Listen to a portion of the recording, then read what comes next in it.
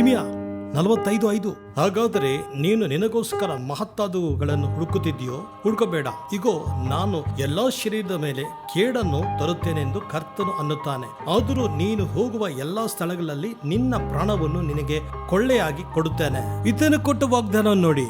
ಬಾರುಕ್ ಅನ್ನುವ ಆತನಿಗೆ ದೇವರು ಕೊಡುವ ವಾಗ್ದಾನವು ಎಲ್ಲಾ ಕಡೆಗಳಲ್ಲಿ ಕಷ್ಟವು ನಡೆಯುತ್ತಿದ್ದರು, ಭಯಂಕರವಾದಂತಹ ಪರಿಸ್ಥಿತಿಗಳು ಎಲ್ಲಾ ಕಡೆ ಇದ್ದರು. ಮಾಮೂಲಾಗಿ ಯುದ್ಧದಲ್ಲಿ ಏನ್ ಮಾಡ್ತಾರೆ? ಮಾಮೂಲಾಗಿ ಯಾರ್ದಾದ್ರೂ ಒಂದು ಕಂಕಣವು, ಆಭರಣವೋ, ಇಲ್ಲದೆ ಹೋದ್ರೆ ಒಂದು ಬಂಗಾರವೋ, ಬೆಳ್ಳಿಯೋ, ವಜ್ರವೋ ಸಿಕ್ಕಿದ್ರೆ ಏನ್ ಮಾಡ್ತೀರಿ? ಅದನ್ನು ತೆಗೆದುಕೊಂಡು ಹುಷಾರಾಗಿ ಬಚ್ಚಿಟ್ಕೊಳ್ತೀರಿ. People just preserve it, they will hide it. ಯಾರಿಗೂ ಕಾಣಿಸುತ್ತೆ ಬಚ್ಚಿಡುತ್ತಾರೆ. ಹಾಗೆ ಇಲ್ಲಿ ಏನುತ್ತಿದ್ದಾನಂದ್ರೆ, ಇಂಥ ಪರಿಸ್ಥಿತಿಯಲ್ಲಿ ಕೂಡ ನಾನು ಒಂದು ಕೊಳ್ಳೆಯ ಆಸ್ತಿಯನ್ನು ಜನರು ಕಾಪಾಡಿದಂತೆ ನಾನು ನಿನ್ನ ಕಾಪಾಡುತ್ತೇನೆ ಅಂತಿದ್ದಾನೆ. So why I am telling you this? ಯಾಕೆ ಹೇಳುತ್ತಿದ್ದೇನೆ ಅಂತಂದ್ರೆ, ಈಗ ನಿನ್ನ ಕಷ್ಟದಲ್ಲಿ ಎಲ್ಲರಿಗೂ ನಡೆದಾಗ ನನಗೆ ನಡೆಯುತ್ತೆ.